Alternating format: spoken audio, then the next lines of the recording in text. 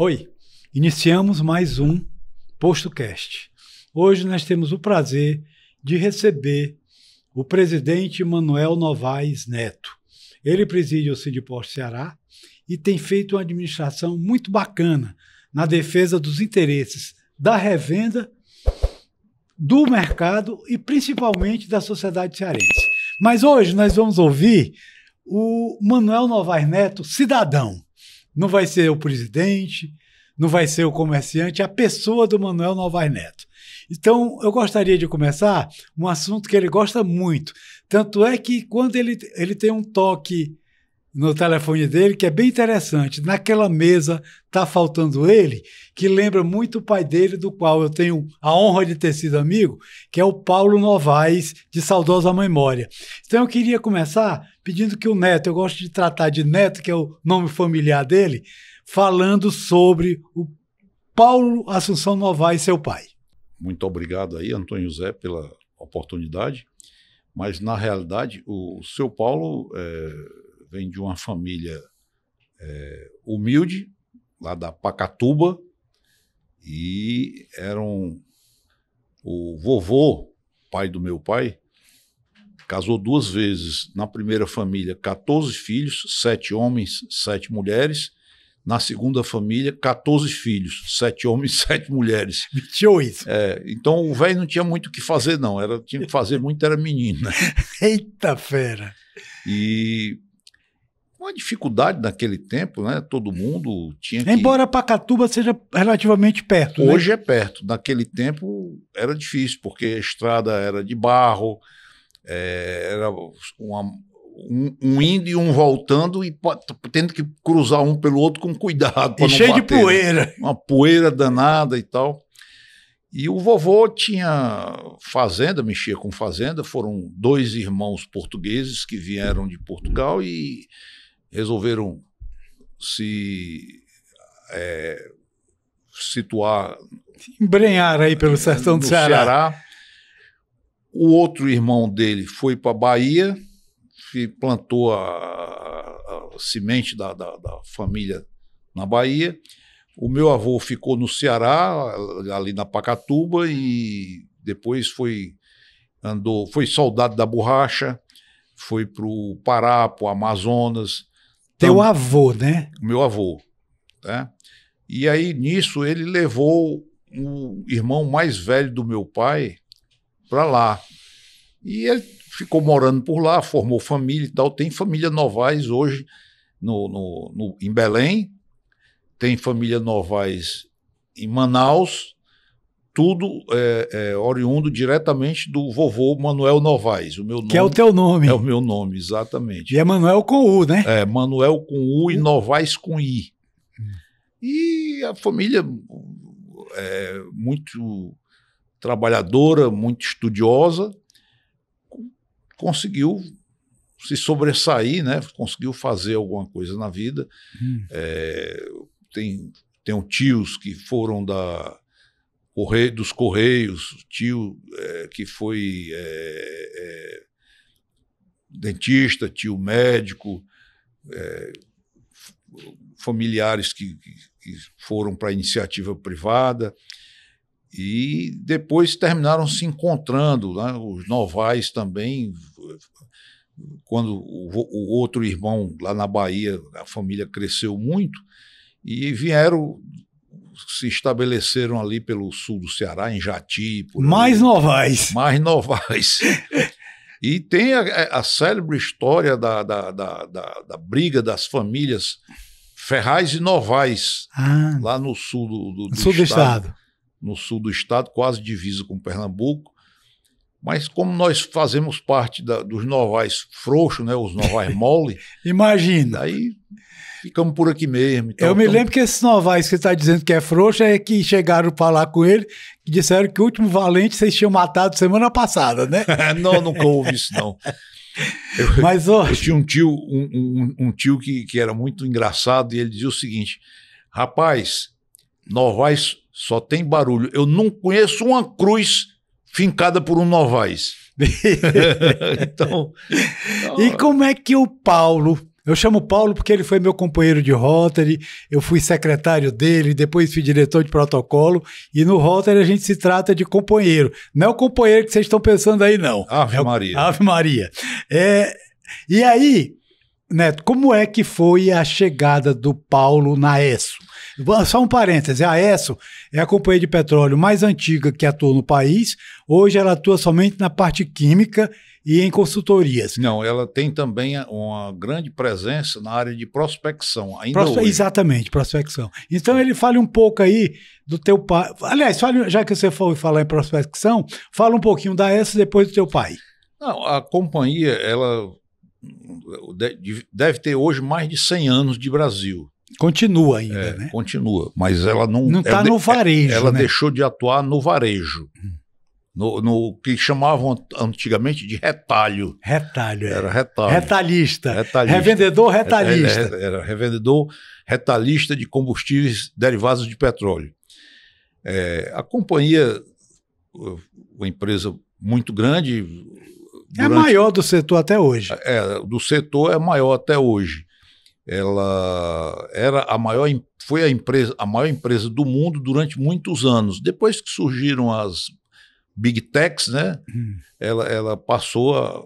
Mas está entre as 10 sempre. A avaliação de tamanho de companhia no mundo, ela é feita pelo faturamento. Quanto essa empresa fatura, e vamos dizer qual é o ranking que ela ocupa. Mas a companhia sempre era a primeira, ela ficava sempre brigando pela primeira posição, a ESSO, que é do grupo Exxon, e a General Motors, que é a GM. E hoje ela está entre as 10 maiores. Mas aí, em 1955, o meu pai... recém-entrado na faculdade de farmácia. Ah, ele entrou em farmácia. Foi. Por isso é que até hoje a família tem farmácia, né? Não, só tem uma farmácia só que a gente tem lá. Mas tem primos que têm farmácia. A minha mãe tem o nome na farmácia lá e tal. E hoje a minha mãe é a farmacêutica mais antiga, é o CRF mais antigo do estado do Ceará. Que coisa bacana. Ela está com 92 anos, lúcida. Hoje fica só curtindo a casa, os netos e tal. Mas ainda tem o CR... É membro do Conselho Regional de Farmácia. CRF. Né? Não exerce mais a profissão, mas paga todo ano. É o CRF mais antigo do estado. E o teu pai, então, era farmacêutico? Ele entrou na faculdade e pouco tempo depois... resolveu trabalhar porque precisava de dinheiro, porque ele queria casar e a situação era difícil, não dava. Ele terminou conseguindo um emprego na ESSO, Brasileira de Petróleo, através do saudoso Cabral de Araújo. José Cabral de Araújo. Exatamente. Um dos pioneiros em rádio do Ceará também. Isso. Petróleo e rádio. Era. Exatamente. Aí o Cabral de Araújo era um dos diretores da companhia e, como ele tinha ligações com a família da gente, convidou o meu pai e o meu pai agradeceu, foi lá, trabalhou e foi onde ele conseguiu fazer a vida dele. Ele fez carreira completa na ESSO. Completa. Ele foi a ESSO foi o primeiro e o único emprego dele. Só teve uma carteira assinada. Só uma assinatura na carteira. Só. ESSO Brasileira de Petróleo. SA depois virou limitada. Limitada, exatamente. E aí ele foi galgando, entrou como vendedor. Chamava vendedor na época. Era vendedor carregador de pasta, né? Visitava cliente. Caixeiro viajante. Isso. Antigamente era o famoso caixeiro viajante.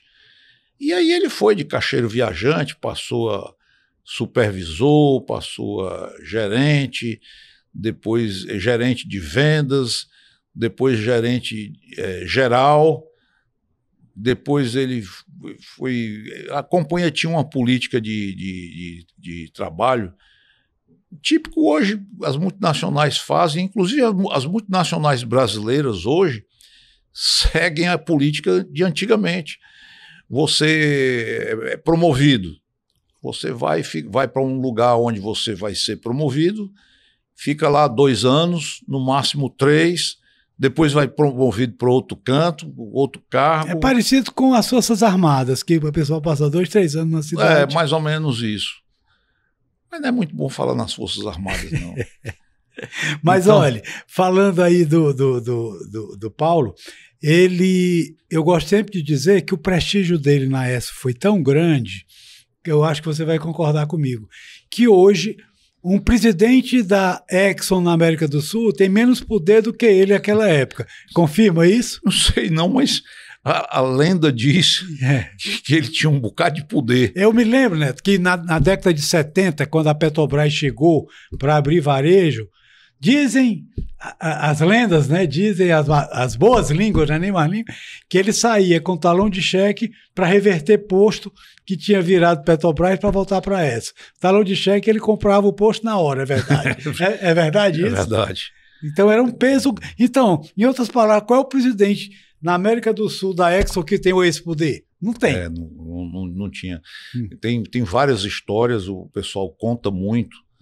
E ele me contava mesmo, ele dizia, e tal, porque posto tal, ficou uma confusão, amanhecia Petrobras, adormecia ESSO e tal, e era aquele pulo. Tá? Aí, quando foi um dia, eu me apurrinhei e cheguei lá no terminal, disse, fulano, me dá o talão de cheque da companhia. Olha aí. Aí, assina aqui. O tesoureiro assinava. O tesoureiro assinava e ele assinava também. Aí ele saía com o talão de cheque, chegava lá e negociava, fazia o contrato na hora, na máquina de escrever lá e tal, e terminava mencionando o número do cheque e tudo e tal, e pagava o posto e dizia, pronto, o posto agora é meu. Agora é essa. Agora é essa. Aí botava essa. E nessa brincadeira, a ESSO tinha uma das...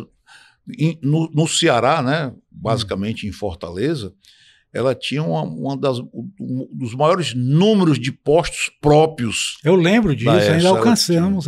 Muitos postos próprios. Na década de 90 que ele vendeu os últimos, não é isso? Foi. A companhia montou na época... Eu, inclusive, nessa época, eu trabalhei na companhia. Né? Vamos terminar a parte do Paulo e agora vamos ver o Manuel Novaes como funcionário da ESSO. Primeiro conto qual foi a sua formação, onde você entrou na ESSO, mas antes passou por outras empresas, não é isso? Passei. Sim. Eu terminou. Minha formação é técnica, né? Eu sou engenheiro civil e quando terminei a faculdade, passei por outras empresas aprendendo, né? A vida é uma eterna escola e a gente tem que aprender todo dia. Eu trabalhei numa empresa de prospecção americana, contratada pela Elf Octane, que é francesa.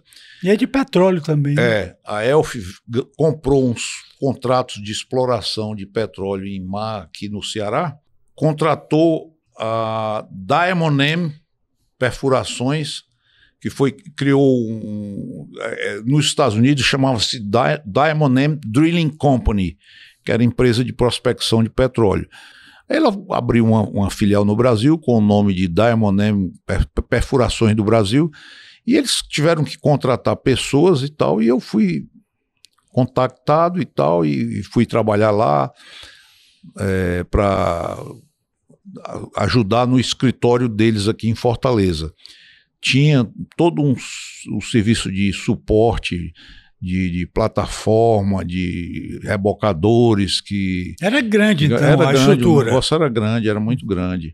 E a gente recebia a cada, sei lá, na época eu acho que eram 30 dias, chegava um monte de funcionário para a plataforma, hospedava nos hotéis aqui em Fortaleza, no dia seguinte pegava 2, 3 ônibus, passava, recolhia, levava para o aeroporto e esse pessoal pegava helicóptero e ia para a plataforma e voltava. Isso é história viva. Isso é história. Exatamente. Foram perfurados alguns poços aqui na costa do Aracati, ali naquela região do Rio Grande do Norte. Mossoró, e por chegou ali. a produzir alguma coisa? Não, eles perfuraram, encontraram petróleo, mas era um segredo. Ninguém teve acesso à produtividade dos poços. Hoje que está aparecendo isso, né? Que tá exatamente. Nós estamos vendo aí o petróleo sendo explorado do Amapá até o Rio Grande do Norte. Exatamente. Talvez seja já fruto desses estudos, né? Desses estudos que ficaram guardados. Exatamente. Eu achava novo, engenheiro novo, recém-formado, sem experiência. Eu achava um absurdo o que se gastava de dinheiro. Tinha alguma razão, né? E você, depois que você perfurava e tal, encontrava o óleo, mas a decisão era concretar o poço. Aí concretava-se o poço. Está explicado, hoje está explicado. E hoje a gente tem, já conhecido no Brasil, nós temos uma bacia petrolífera gigantesca no Rio Grande do Sul, em Pelotas, por aquela região, inclusive estimada em 15 bilhões de barris. Bilhões. Não, porque ficou inaudível. Não, eu falei 15 bilhões de barris. B de bola. Você tem outra bacia petrolífera que pega do Rio Grande do Norte Amapá. Amapá. Eu ouvi dizer que era ao Maranhão, por ali, de mais 15 bilhões, e você tem uma bacia estimada de 15 bilhões no Amapá, na divisa com a Guiana lá, que a Guiana hoje está rindo para o mundo, produzindo petróleo. E os defensores do carro elétrico se esquecem que vão jogar fora isso? Exatamente. Sem fugir do assunto, o carro elétrico tem que melhorar. Vai coexistir, mas economicamente ele ainda vai demorar um pouquinho para... A própria ESSO diz que até 2080 a predominância ainda é do carro a combustível fóssil. No tempo que eu trabalhei na companhia, teve a guerra do petróleo, a guerra dos 6 dias lá no Golfo. Lá em Israel e tal, com o Egito, aquela situação toda. Dizia-se que o petróleo ia se acabar em 2000, no ano 2000. Não ia mais existir petróleo.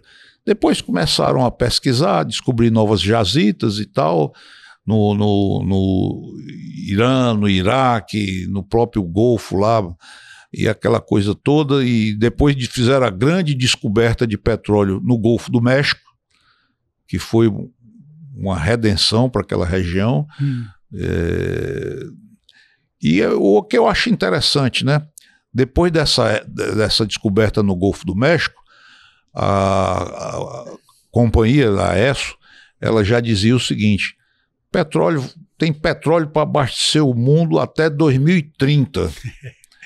Agora já estão falando que o petróleo é mais do que suficiente para abastecer o mundo até 2080. E vai indo, E vai indo. As reservas são gigantescas. Descobriu-se petróleo na África, descobriu-se petróleo na Noruega, na Inglaterra. Na terra offshore, em todo canto. Exatamente. É muito petróleo.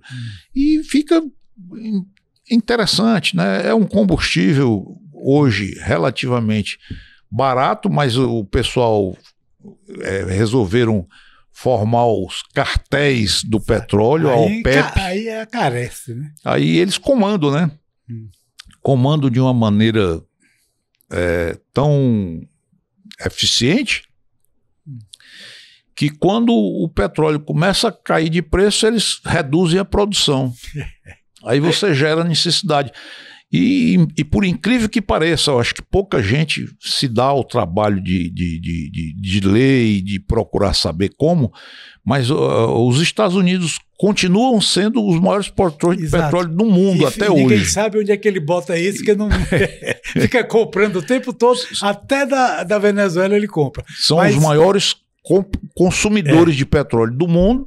Bom, mas eu queria lhe pedir licença, o tempo estourou, então a gente vai parar, só que nós temos muita coisa a saber de você. Você não chegou nem na ESSO ainda, ainda está na primeira companhia. Então nós vamos terminar essa primeira parte do podcast o nosso PostoCast está muito feliz em receber um dos nomes pioneiros no petróleo no Ceará, porque o pessoal brinca muito que se for contar a vida dele, dos irmãos, do pai em petróleo, dá mais de 150 anos de petróleo. Então, nós vamos, numa segunda parte, ouvir o resto da história, começando com ele contando a entrada dele na ESSO e a vida particular, quantos filhos ele tem, como é que é a sua vida hoje. E logo depois vai falar dos postos, do comércio, e encerrando, vamos ouvir alguma coisa sobre o sindicato e o que é que ele pensa do futuro. Então, muito obrigado. Ok. E até a próxima, a Obrigado parte também. 2 do PostoCast. Ok, Antônio José. Obrigado. Um abraço.